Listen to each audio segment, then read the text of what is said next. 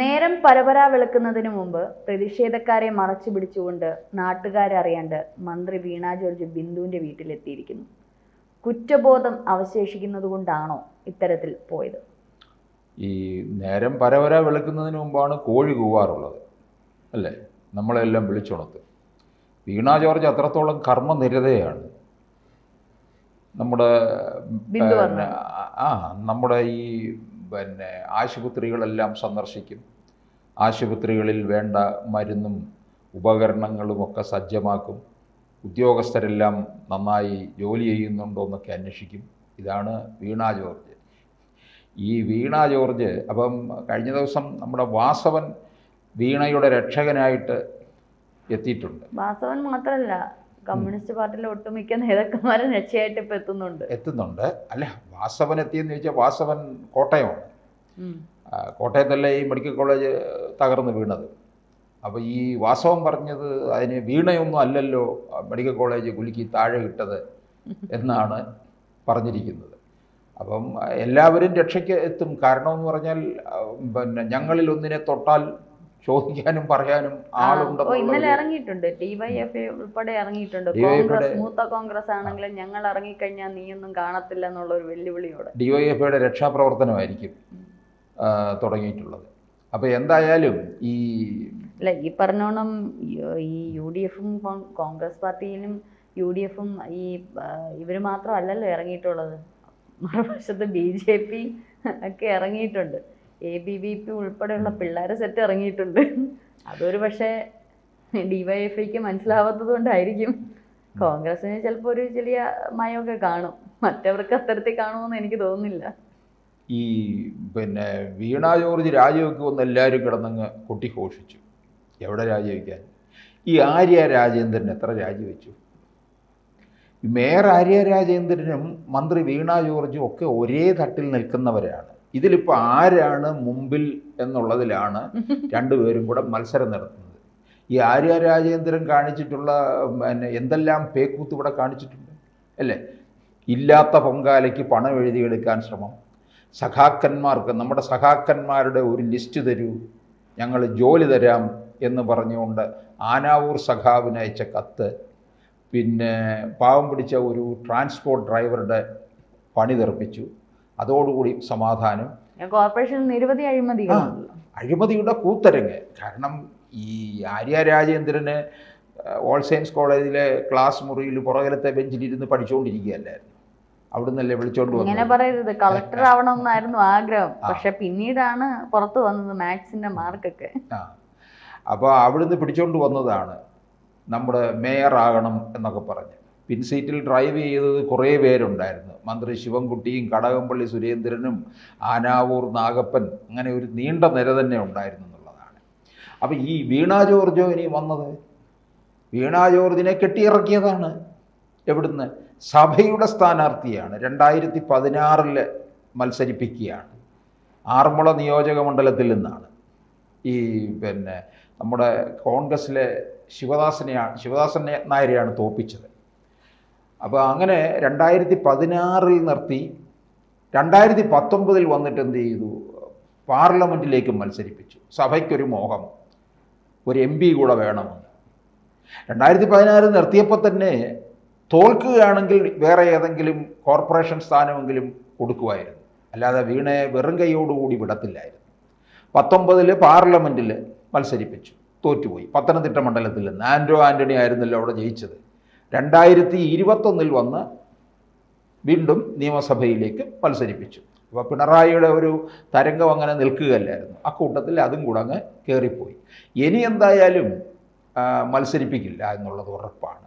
2 തവണ കഴിഞ്ഞാൽ സാധ്യത കുറവാണ്.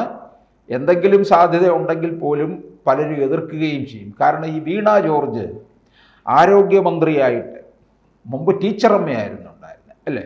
ടീച്ചറമ്മയും ഇത് കൊച്ചമ്മയും അല്ലേ? ഓരോ അമ്മമാരുണ്ട്. അപ്പോൾ ഇവർ ഫോൺ എടുക്കത്തില്ല, ആരുടെയും ഫോൺ വിളിച്ചാൽ എടുക്കത്തില്ല. അതെ, അത് അന്നത്തെ MLA മാരും ഇത്തരത്തിലുള്ള ഒരു വിമർശനം ഉന്നയിച്ചിരുന്നു. ഫോൺ എടുക്കൂല, ഇങ്ങനെയുള്ള ഒരു വിമർശനം ഉന്നയിച്ചിരുന്നു. ഈ ഡെപ്യൂട്ടി സ്പീക്കർ ചിറ്റയം ഗോപകുമാറും പറഞ്ഞിട്ടുണ്ട് ഫോൺ എടുക്കില്ല എന്ന്.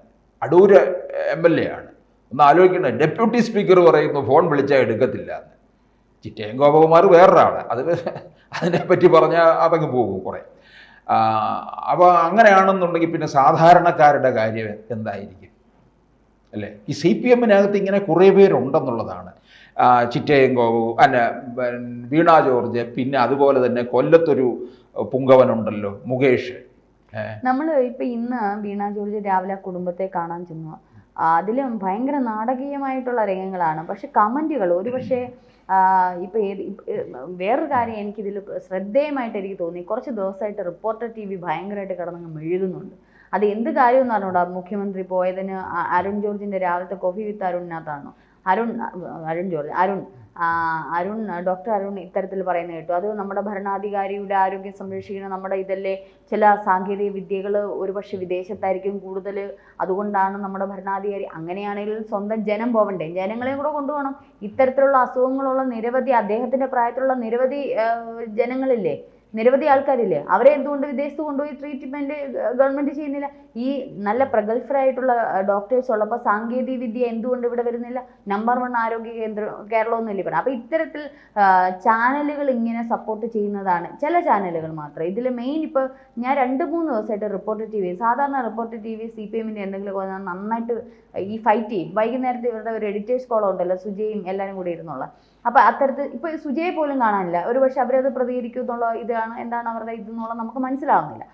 ഇന്ന് രാവിലെ റിപ്പോർട്ടർ TV മാത്രമാണ് ഈ വീണ ജോർജ് ഈ ബിന്ദുവിൻ്റെ വീട്ടിലെത്തിയപ്പോൾ ഉള്ളത്. വേറെ ഒരു ചാനലും ഞാൻ കണ്ടില്ല. റിപ്പോർട്ടർ TV ആണ് ആദ്യത്തെ ഇത് കൊടുക്കുന്നത്, വീണ ജോർജ് പോകുന്നത്. അപ്പോൾ ഏതങ്ങനെയാണ് റിപ്പോർട്ടർ ചാനൽ മാത്രം വന്നിരിക്കുന്നത്?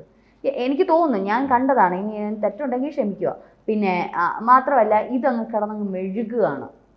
വീണ ജോർജ് അവരുടെ വീട്ടിലെത്തി. അതിനകത്ത് ഈ സാധാരണ റിപ്പോർട്ടർ ചാനലിനകത്ത് ഏറ്റവും കൂടുതൽ കമ്മ്യൂണിസ്റ്റ് സഖാക്കളാണ് കൂടുതൽ എൻ്റെ പ്രേക്ഷകർ എനിക്ക് തോന്നിയിട്ടുണ്ട്. കാരണം വേറെ എന്തെങ്കിലും വരുമ്പോൾ ഒത്തിരി നെഗറ്റീവ് കമൻറ്റുകൾ മറ്റുള്ള പാർട്ടികൾക്ക് വരുന്നത് കണ്ടിട്ടുണ്ട്. പക്ഷേ ഇതിനകത്ത് എനിക്കിന്ന് ആശ്വാസകരമായിട്ട് തോന്നിയത്, അതിനകത്ത് ഏറ്റവും കൂടുതൽ ബാഡ് കമൻറ്റുകളാണ് ഈ ഒരു കാര്യത്തിൽ വന്നിരിക്കുന്നത്.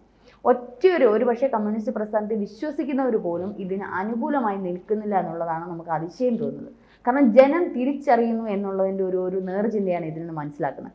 വീണ ജോർജ് ഇന്ന് വന്നു, അമ്മയുടെ കൈ പിടിച്ച് ഇങ്ങനെ ഞാൻ വിചാരിച്ചു ഇപ്പോൾ പൊട്ടിക്കരയുന്നു. അവർക്ക് സ്ഥിരം ഒരു കരച്ചിലുണ്ടല്ലോ, കൈ പിടിക്കുന്നു, മറ്റേ അവരുടെ ഭർത്താവിൻ്റെ കൈ പിടിച്ച് ഇങ്ങനെ ഇരിക്കുന്നു. പക്ഷേ 2 കുട്ടികൾ മാത്രം അത് ഏകദേശം തിരിച്ചറിയും. ഭർത്താവിൻ്റെ കാര്യം വിട്ടേരെ, ആ കുടുംബം നോക്കിയിരുന്ന ആ സ്ത്രീയാണ്. ഭർത്താവ് പോലെ എനിക്ക് തോന്നുന്നില്ല അദ്ദേഹത്തിൻ്റെ വിഷമമൊന്നും പറഞ്ഞു എന്നല്ലാതെ അദ്ദേഹം കൂടുതൽ ആവശ്യപ്പെടുന്നത് ഈ പറഞ്ഞ പോലെ എന്ത് കിട്ടും എന്നുള്ളതിനെ പറ്റിയാണ്. ഇന്ന് അദ്ദേഹം പറഞ്ഞ ഒരു കാര്യം എന്ന് പറയുന്നത്, ഞങ്ങൾക്ക് ഇതിൽ പരാതിയില്ല എന്നുള്ളതാണ്. ഒരുപക്ഷെ എൻ്റെ അമ്മയോ എൻ്റെ സഹോദരനോ അല്ലെങ്കിൽ എൻ്റെ ആർക്കെങ്കിലും വന്നെങ്കിൽ ഞാൻ തീർച്ചയായിട്ടും ആ ഒരു ഇതുമായിട്ട് മുമ്പോട്ട് തന്നെ പോകും. കാരണം എൻ്റെ അനാസ്ഥ കൊണ്ടോ ഒന്നും അല്ലല്ലോ മരണം വരുത്തി വെച്ച വിനയല്ലേ, ഹോസ്പിറ്റലിൽ അല്ലെങ്കിൽ അതിൻ്റെ അഡ്മിനിസ്ട്രേഷൻ വരുത്തി വെച്ച വിനയല്ലേ, ഞാൻ കേസ് ഫയൽ ചെയ്യും. പക്ഷെ അദ്ദേഹം പറയുന്നത് ഞങ്ങൾക്ക് പരാതിയില്ല, മന്ത്രി എല്ലാം ചെയ്തു തരുമെന്ന് പറഞ്ഞു, ഞങ്ങൾക്ക് അതിൽ ആശ്വാസകരമാണ്, ഞങ്ങൾക്കൊന്നും പറയാനില്ല. പക്ഷെ ഒന്ന് ആലോചിക്കണം, ചാണ്ടി ഉമ്മനാണ് ആദ്യം 5 ലക്ഷം രൂപ ഉമ്മൻചാണ്ടി ഫൗണ്ടേഷനിൽ നിന്ന് കൊടുത്തു. ചാണ്ടി ഉമ്മൻ രണ്ടാമത് പറഞ്ഞു വീടിൻ്റെ മെയിൻ്റെനൻസ് എല്ലാം ഞങ്ങൾ ചെയ്തു കൊടുക്കാം. ഇന്നിപ്പോൾ അത് വെച്ച് ഇന്ന് വീണ ജോർജ് പറഞ്ഞിരിക്കുന്നത് വീടിൻ്റെ മെയിൻ്റെനൻസ് ഞങ്ങൾ ചെയ്തോളാം. ചാണ്ടി ഉമ്മനാണ് ആദ്യം വാഗ്ദാനം കൊടുത്തത്, പക്ഷെ അതിനെ കവർ ചെയ്യാൻ വേണ്ടി മാത്രം. എന്നാൽ ആ കുട്ടിക്ക് സ്ഥിരം നിയമനത്തിന് ചാണ്ടി ഉമ്മനാണ് ആദ്യം അവകാശപ്പെടുന്നത്, ഇവർക്ക് 25 ലക്ഷം രൂപയെങ്കിലും മിനിമം 25 ലക്ഷം രൂപ കൊടുക്കണം, വീട് മെയിൻറ്റെയിൻ ചെയ്ത് കൊടുക്കണം, ആ ആൺകുട്ടിക്ക് ഒരു ഗവൺമെൻറ് സർക്കാർ ജോലി കൊടുക്കണം. അത് ബിടെക് എന്തോ പഠിച്ച കുട്ടിയാണ്. പക്ഷേ ഒരു താൽക്കാലിക നിയമനമാണ് ആൺകുട്ടിക്ക് ഇപ്പോൾ കൊടുത്തിരിക്കുന്നത്. അപ്പോൾ അതിൽ നിന്ന് ഇപ്പോൾ വിശ്രുതൻ, അതായത് ആ ബിന്ദുവിൻ്റെ ഭർത്താവ് വിശ്രുതൻ അത് തള്ളിക്കളഞ്ഞു, ജോലിക്ക് പോകുന്നില്ല, താൽക്കാലിക ജോലിയല്ല വേണ്ടത്, മോൻ ബിടെക് പഠിച്ച് അതിൽ മാത്രം നിൽക്കുന്നുണ്ട്, ബാക്കിയെല്ലാം സർക്കാർ അംഗീകരിച്ചു, അതുകൊണ്ട് ഞങ്ങൾക്ക് കുഴപ്പമില്ല എന്നുള്ള രീതി. മരണം എന്നും മരണം തന്നെയാണ്. ആ ഒരു സ്പേസ് നികത്താൻ വേറെ ആർക്കും പറ്റും. നമ്മൾ ഓരോ ജനങ്ങളും ചെയ്യേണ്ടത്, ഇവരൊക്കെ പല വാഗ്ദാനങ്ങളും ചെയ്യും. നമ്മുടെ പ്രിയപ്പെട്ടവർ മരണം അറിഞ്ഞ് നമ്മൾ അന്ത്യം വരെയും അതിന് ഫൈറ്റ് ചെയ്യണം. ഒരുപക്ഷെ എൻ്റെ ചിന്താഗതി ആയിരിക്കത്തില്ല ചിലപ്പോൾ ഈ കേട്ടുകൊണ്ടിരിക്കുന്ന സാറിനും പ്രേക്ഷകർക്കുള്ളത്.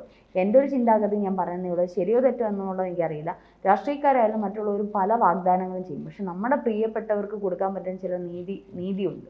ആ നീതി അല്ലെങ്കിൽ മറ്റുള്ളവർക്ക് ഉണ്ടാവാതിരിക്കാൻ വേണ്ടുന്ന ചില നീതിയുണ്ട്. അത് നിയമത്തിൻ്റെ വഴിയിൽ തന്നെ പോകണമെന്നാണ് ഞാൻ പറയുന്നത്. മാത്രമല്ല വാഗ്ദാനങ്ങൾ എന്തായാലും മരണപ്പെട്ടു, ആ സ്പേസ് നികത്താൻ പറ്റില്ല. അപ്പോൾ ആ കുട്ടിക്ക് കൃത്യമായ ഒരു ഗവൺമെൻറ് അല്ലാതെ പുറത്തുകൂടി ഒത്തിരി പേരെ അകത്ത് കയറ്റിയിട്ടുണ്ടല്ലോ സഹാക്കന്മാർ.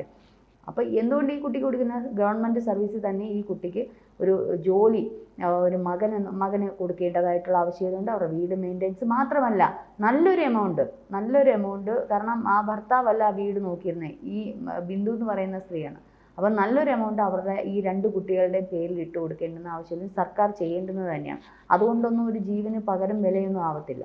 നിയമത്തിൻ്റെ വഴിക്കുമ്പോൾ അതാണ് ചെയ്യേണ്ടത്. നിയമത്തിൻ്റെ വഴി കോടതിയിൽ ഫയൽ ചെയ്ത്, ഇതിപ്പം ആരൊക്കെയോ കേസ് സ്വമേധയാ ഏറ്റെടുത്തിട്ടുണ്ട്, എനിക്ക് ഓർമ്മ വരുന്നില്ല. സ്വമേധയാ കേസ് ഏറ്റെടുത്തിട്ട് നിയമത്തിൻ്റെ വഴിക്ക് വേണം. ഞാൻ പറയുന്നത് ആ കുടുംബം കേസ് ഫയൽ ചെയ്യണം. കാരണം ആ ഫയൽ ചെയ്യുന്നത് അവർക്ക് വേണ്ടിയിട്ടല്ല, ഇനി ഒരിടത്ത് ഇതേപോലെ ഇങ്ങനെ ഉണ്ടാവാതിരിക്കട്ടെ.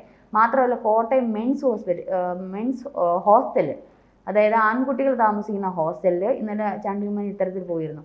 അവിടെ ഒന്ന് ചെന്ന് കാണും. MBBS പഠിക്കുന്ന കുട്ടികളുടെ ഹോസ്റ്റലാണ്. ചെടികളൊക്കെയാണ് അകത്തോട്ട് വളരുന്നത്. പാല് സാറ് കണ്ടില്ലേ വീഡിയോയിലൊക്കെ? എന്തുവാണ് ശോചനീയാവസ്ഥ. പാവം കുഞ്ഞുങ്ങൾ കഷ്ടപ്പെട്ട് അവർ എൻട്രൻസ് എഴുതി പാസ്സായി. അതിലൊരു ബീഹാർ പയ്യൻ പറഞ്ഞതാണ് എനിക്ക് വളരെ രസകരമായിട്ട് തോന്നി. എൻ്റെ ബീഹാറിൽ ഇതിലും നല്ല ഹോസ്റ്റൽ, ഇതിലും നല്ല സിസ്റ്റമാണ്. ഇവിടെ ഏറ്റവും ടോപ്പ് നല്ല കോളേജ് എന്ന് പറഞ്ഞുകൊണ്ടാണ് ഞാൻ വന്നത്, പെട്ടുപോയെന്ന്. ബീഹാറിലുള്ള ഒരു പയ്യൻ ന്യൂസിന് കൊടുത്തേക്കുന്നു. അപ്പോൾ എന്താണ് നമ്മുടെ നമ്പർ 1 ആരോഗ്യം? അതുപോലെ എന്തെല്ലാം ഇനി അടുത്തത് ഉടനെ ഇടിഞ്ഞു വീഴാൻ പോകുന്ന തിരുവനന്തപുരം മെഡിക്കൽ കോളേജാണ്. കൂടുതൽ വാർത്തകളും വിശേഷങ്ങളും നിങ്ങളിലേക്ക് എത്താൻ ABC മലയാളം സബ്സ്ക്രൈബ് ചെയ്യുക, ബെൽ ബട്ടണും അമർത്തുക.